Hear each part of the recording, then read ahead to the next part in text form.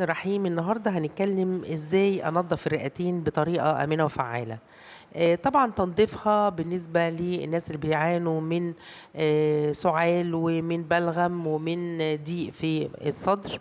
عندي دهان بجيب زيت السمسم، معاه معلقه كبيره من مطحون الفلفل الاسود، وببتدي اديهم على حراره على حمام ماء 5 دقايق.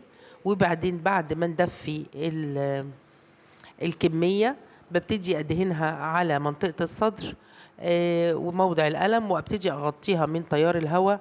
إن شاء الله شفاء عاجل، هي آمنة وفعالة تماما، بتعالج السعال والبلغم الكتير وألم الصدر.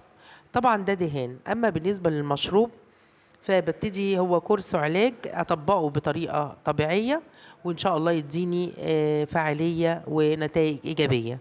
بجيب الحمص أبتدي أنقعه وبعدين أغليه، وأول ما يستوي هبتدي أتناول الحمص بالماء بتاعه مع شوية من الفلفل الأسود.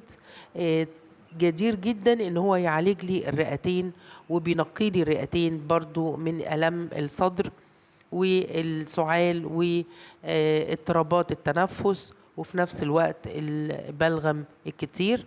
نوصي بالكورس، فهو آمن وفعال، فيه شفاء عاجل وإن شاء الله تنقية للرئتين.